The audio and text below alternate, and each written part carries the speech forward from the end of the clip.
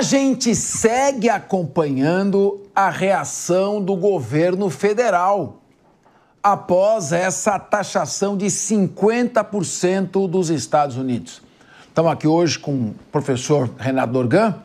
Hoje, o Partido dos Trabalhadores entrou com uma nova ação no Conselho de Ética da Câmara, pedindo a cassação do deputado federal Eduardo Bolsonaro. O texto diz que há envolvimento direto do parlamentar nas sanções econômicas impostas pelo presidente Trump, sendo uma afronta explícita à soberania nacional. Durante um evento no Espírito Santo, o presidente Lula criticou Eduardo Bolsonaro. Vamos ouvir. Aquela coisa covarde que preparou um golpe neste país, não teve coragem de fazer, está sendo processado, vai ser julgado, e ele mandou o filho dele para os Estados Unidos pedir para o Trump fazer ameaça. Se não liberarem o Bolsonaro, eu vou taxar vocês. Renato Dorgan, o PT está aproveitando o momento político para tentar reerguer a popularidade do presidente Lula? Vai com você. Totalmente. Parece que aí o Trump deu uma ajuda ali. A bola tá quicando, sabe? 2 anos e meio natimorto ali, a comunicação muito distante da realidade popular.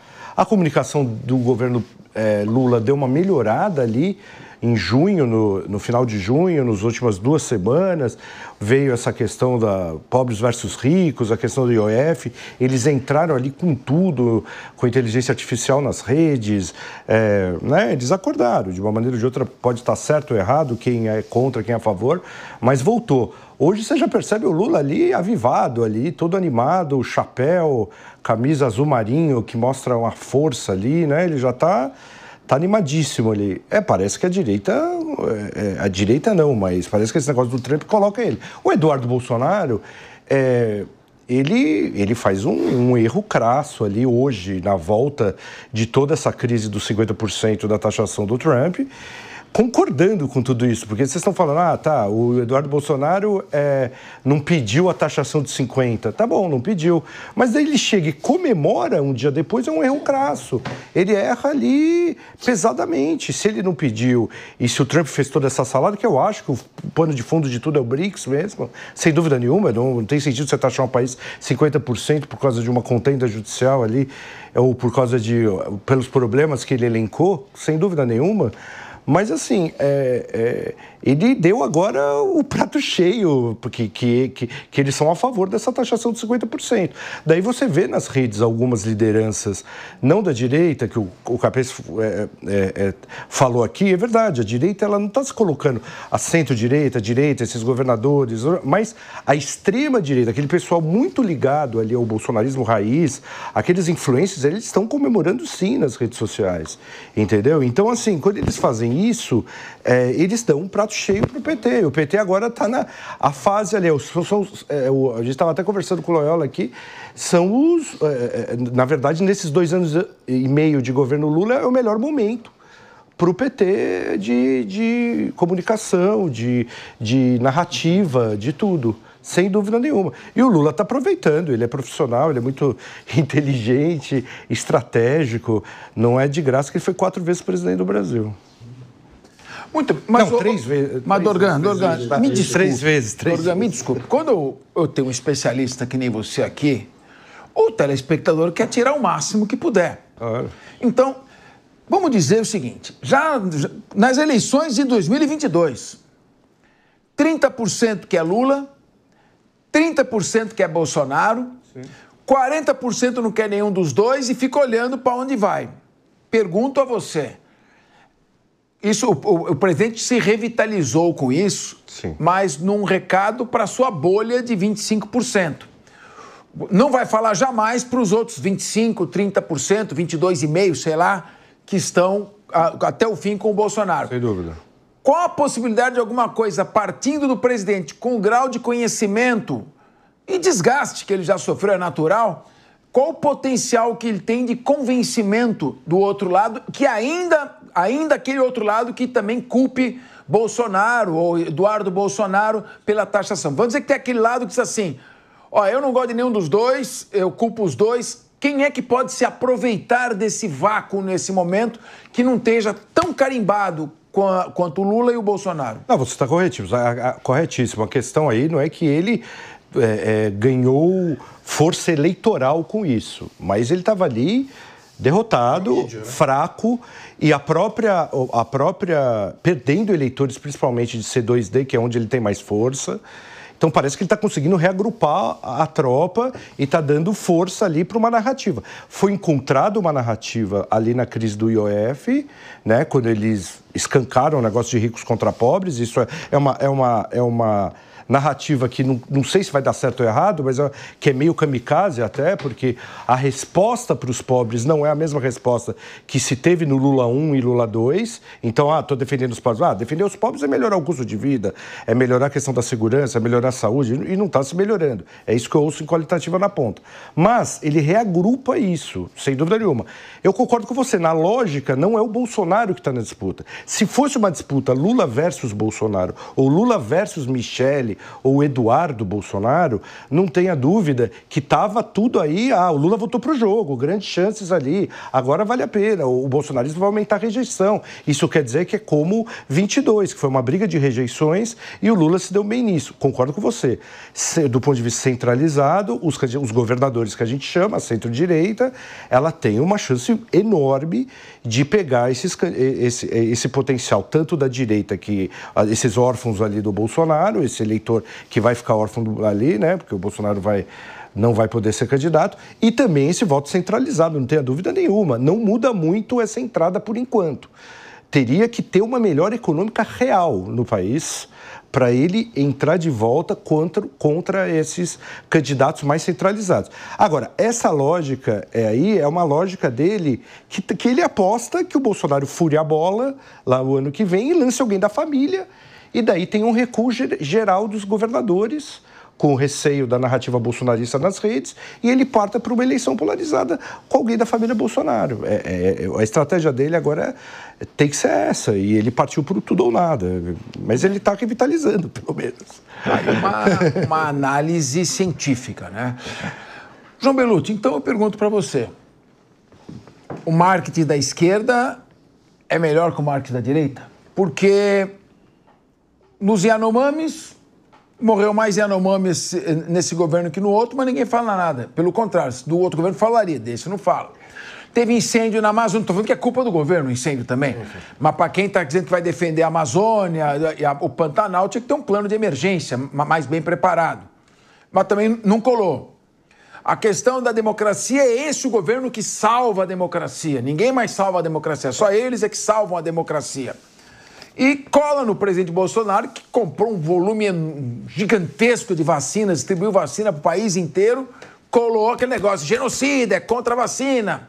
Então eu pergunto para você, para um governo que está de narrativa, então o brasileiro gosta de ouvir história. Vamos ouvir, narra para mim alguma coisa legal aqui, com bom marketing, não é?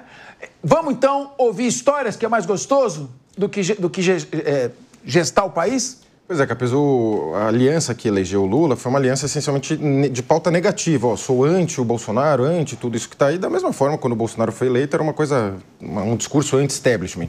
Agora, do Lula foi esse discurso, muitos campos ali se uniram, liberais, enfim, vários, com o petismo nesse discurso, mas rapidamente o Lula, ele não tem esse receio em abandonar pautas quando não interessam mais, como dos Yanomamis, Amazônia, entre outros.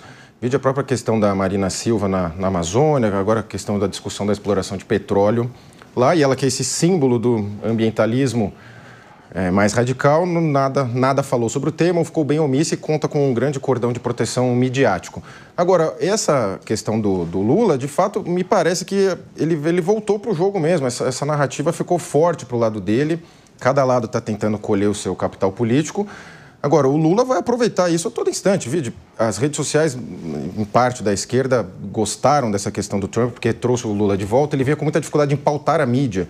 Por mais que o Lula seja presidente, lançou alguns programas. Mas peraí, Belucci, se eleitorais. gostaram, cadê o patriotismo? Gostaram porque revitalizou. E a economia do país? Não, gostaram politicamente, acho que até apostando na questão de que o Trump tem os recuos. Ele tem feito isso desde que assumiu. Ele fala uma coisa, taxação, depois recua. Não só no tema das taxações, várias coisas temas eleitorais ele falou e depois voltou. Então, o Trump tem essa questão. Agora, o Lula, ele vai aproveitar, vai discursar isso a todo instante. Agora, se a tarifa entrar em vigor, aí realmente a economia brasileira pode ser que piore e pode ser que não, porque a China pode fazer igual a Rússia. Ó, daqui, os outros países não querem comprar de você, daqui que eu compro e vira quase que uma colônia. Então, o Brasil está nesse meio termo e todos vão aproveitar politicamente, dos dois lados, a família Bolsonaro e Lula. Resta saber quem vai colher mais frutos políticos sobre isso. Eu não confio nem na China, nem nos Estados Unidos, não confio em ninguém. Rodolfo Marissa. São duas reflexões aqui extremamente importantes, tanto a do Dorgan quanto a do Belucci. E eu quero trazer outra aqui, porque o Lula fala muito que está ferindo a democracia, está se metendo na democracia. Quem é que não lembra, na semana passada, ele esteve ferindo a democracia argentina quando estava lá, com uma plaquinha falando Kirchner livre. Ou seja, se isso não é ferir a democracia de um outro país, eu também não sei o que é. É que cada um, né? Ele já disse que a nossa democracia aqui, ela é subjetiva, você entende como ela quiser. Então isso é muito ruim para o nosso país, porque num país onde 37% são analfabetos funcionais, ganha quem tem a melhor narrativa. E a gente está vendo um fenômeno, Capês. Isso aconteceu em 2022, quando alguns cientistas políticos disseram que na sua campanha eleitoral, Bolsonaro não soube se comunicar. E foi um dos grandes predicados para o qual ele tenha perdido a eleição de 2022. E nós estamos vendo agora um outro tipo de narrativa, um outro tipo de fenômeno. E qual é esse fenômeno? Nós estávamos vendo um presidente que estava em baixa, que a direita vem, ou que o presidente Donald Trump vem tentando ajudar essa democracia, tentando colocar, né, panos quentes em cima do que anda acontecendo aqui, e o tiro sai pela culatra, justamente porque agora Lula se fortalece em todos os comícios ou em todas as participações dele, em qualquer que seja, para a inauguração de um quiosque. Se ele for, ele vai falar sobre isso. Agora tá levantando a moral dele. Parece que caiu do céu. Nós tivemos o Lula 1 extremamente feliz, tivemos o Lula 2 quando caiu o pressão no colo dele, e agora nós temos o Lula 3 que caiu Donald Trump no colo dele. Ou seja, foi extremamente infeliz Donald Trump em colocar essa taxação citando Bolsonaro. E agora, tudo que o Lula for fazer, pode ser a inauguração de uma praça, ele vai colocar isso na oratória dele. Meu irmão, se o Trump caiu no colo, haja força para segurar esse colo, hein? Paulo Loyola, tô curioso para te ouvir. Capês, o primeiro comentário que eu queria fazer é em relação a uma fala sua do Bolsonaro com as vacinas. Obrigado. Eu gostaria de lembrar, o brasileiro tem esse problema mesmo, a gente tem a memória meio curta, não que seja exclusividade nacional, inclusive, mas Bolsonaro trabalhou muito contra as vacinas, Capês.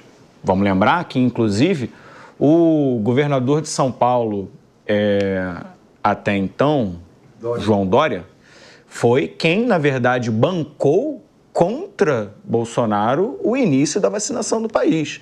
Se temos uma pessoa a quem deveríamos agradecer, tenho a mais absoluta certeza que não é quem ofereceu remédio de piolho para Ema no Palácio do Planalto, que não é quem disse que as pessoas iam virar jacaré, que não é quem disse que a vacina dava doença, matava e que lidera o movimento anti-vacina nesse país, que está trazendo até sarampo de volta. Então, Capês, eu acho que a gente tem uma responsabilidade grande aqui de lembrar essas ações do Bolsonaro, que comprou sim as vacinas porque foi obrigado a isso, indo na contramão mundial, inclusive de Donald Trump. Agora, sim, a gente tem, repito, uma frente de esquerda, governista, mas também representada pelo centro político brasileiro e pelo sentimento da maioria da população brasileira contra essa absurda intervenção americana na soberania brasileira. por um ponto que foi dito aqui pelos representantes da direita, inclusive, pelos pedidos de intervenção na soberania brasileira. Que gostaria de lembrar, inclusive, temos aí pessoas do direito na mesa, pode muito bem ser enquadrado como crime de lesa pátria. O que Eduardo Bolsonaro está fazendo com o país em 2025 chama-se crime de lesa pátria. Está trabalhando para prejudicar a economia brasileira no exterior sob uma prerrogativa eleitoral e ainda atrapalhou o projeto do próprio campo no meio tempo. Muito bem. Só lembrando, e de fato foi o nosso querido ex-governador, o João Dória, quem buscou a coronavírus. Eu estava, inclusive, lá, integrava o governo como secretário de Defesa do Consumidor, e é verdade, sim, foi o mérito dele. O Dória foi o primeiro a buscar a questão da vacina. Esse mérito ninguém pode tirar do João Dória. Mas o que eu quis dizer é que o Jair Bolsonaro abriu um crédito extraordinário de mais de 5 bilhões de reais e comprou 150 milhões de vacinas. Quem compra 150 milhões de vacinas não pode ser comparado a um genocida como Stalin, como Hitler, como Mao Tse-tung, como Pol Pot e como tantos outros aí que aterrorizaram a humanidade. Então, foi neste sentido que eu quis dizer, ou seja, você conseguiu colar uma narrativa de genocida a alguém que não exterminou nenhuma população, nenhuma raça, e pelo contrário, comprou as vacinas. Embora tenha falado em ivermectina, outras questões que são cientificamente contestáveis ou discutíveis, esse é um fato que não deveria... Não são contestáveis ou discutíveis. São mentiras do ponto de vista científico. São ineficazes do ponto de vista científico. Bom, isso você diz, eu me vacinei, estimulo a vacinar, mas ciência é uma coisa que a gente nunca pode afirmar com absoluta certeza. Pode afirmar sim, Capês. A gente pode afirmar. Mas você é cientista, eu não sou. Eu sei, mas você é cientista, eu não sou. A gravidade funciona porque a gente consegue explicar a gravidade. A vacina funciona porque a gente consegue explicar a vacina. Verdade, mas Cláudio Ptolomeu dizia que... A gente trata câncer porque a gente sabe que tem um fundamento científico no tratamento do câncer. Cláudio Ptolomeu disse que o Sol girava em torno da Terra. Pô, a gente precisa ter ciência. Por favor, deixa eu dar uma parte, por gentileza, 1 minuto. Por favor, não há problema nenhum. Nós estamos numa mesa de debate onde milhares de pessoas estão nos assistindo. Em momento algum aqui, a gente faz ataque ao presidente da República. Nossas falas são sobre os fatos, como você mesmo disse aqui quando começou o programa. Mas quando vem alguém da esquerda, como o meu amigo Paulo Loyola, ele sempre volta nos ataques ao ex-presidente Jair Messias Bolsonaro. E já que ele citou a vacina, eu quero ler para você, Paulo Loyola, e para quem está nos assistindo. O governo Lula registra prejuízo de 1,7 bilhão em vacinas vencidas. Foi uma campanha eleitoral de 2022, eu não sou advogado do Bolsonaro, mas eu não consigo ficar aqui calado vendo essas narrativas de esquerda de que ele foi contra a vacina, de que ele foi contra não sei o que lá. Quando o governo é implantado em 2023, a primeira coisa que eles fazem é deixar vencer a vacina. Ou seja, mais uma campanha política, assim como está sendo também a questão do imposto de renda, dos R$5.000, a isenção do imposto de renda, que foi campanha dele lá atrás e até agora não aconteceu. Então essas falácias que falam sobre vacina já passou, foi lá em 2022, estamos vindo para uma campanha eleitoral em 2027, eu acho que esse disco tem que ser virado. Bom, eu sei, a questão da vacina está super. Eu só coloquei o seguinte, eu quis dizer, com minha pergunta ao Bellucci era com relação à esquerda saber explorar narrativas melhor do que a direita. E uma das narrativas foi essa de colar genocida no Jair Bolsonaro, sendo que genocida é um conceito muito mais grave do que esse. Foi isso que eu quis dizer. Mas vamos ficar aqui na nossa questão aqui. Muito bem. Dorgan, como é que você vê essa fala do Lula, aquela coisa covarde, mandou o filho ao Zeuá? Está subindo um pouco o tom de agressividade, já é diria que um ambiente pré-eleitoral que já começa a se avizinhar. Sim. E como é que você analisa isso do contexto... do marketing político, da questão do contexto eleitoral? É exatamente aquilo lá que colocamos, né? O Lula está voltando para o jogo total, a direita deu uma chance ali para... A direita não, o Eduardo Bolsonaro em si deu uma chance, né, para ele ali, reafirmando a questão do tarifaço. A eleição começou sem dúvida nenhuma, né? É uma eleição... Aliás, esse é o principal problema do Brasil desde 2014. A gente não discute não discute país mais, seja no Congresso Nacional, seja no debate nacional, né? A gente não está discutindo saúde pública, segurança, não conseguimos discutir economia, não conseguimos discutir política industrial, nada. Entra na eleição, vira essa guerra, agora é a guerra da questão do Trump, antes foi a guerra do IOF, depois tem a guerra do PIX, o tempo todo essas brigas ali, a questão do Bolsonaro, do julgamento do Bolsonaro no STF, vai aumentar cada vez mais. Eu acho que o ano de 26 vai ser um ano bem bélico, uma disputa muito forte. Agora o PT se encontrou, o Lula se encontrou do ponto de vista de marketing político, usando ali armas parecidas com o que a direita usa ali nas redes sociais, um discurso, uma narrativa mais concisa, mais agressiva, o uso da inteligência artificial. A gente vai ter nessas eleições a inteligência artificial muito mais refinada ali do ponto de vista de vídeos, né, de várias coisas ali, as agências estão usando já, não estou falando só de deepfake, não estou falando isso não, que vai ter também, porque ainda acho que o judiciário ainda não está preparado para julgar isso, mas os vídeos hoje você faz vídeos sensacionais ali, a gente vê em grupos qualitativos coisas impressionantes, o eleitor acreditando, por exemplo, que o Lula dançou em cima da mesa numa reunião com o Xi Jinping e com o Trump, entendeu? Viu esse vídeo e o cara acreditando, então a gente vai ter uma eleição bem dura, bem bélica, uma narrativa bem forte. O segredo está em quais vão ser os candidatos do corredor da direita.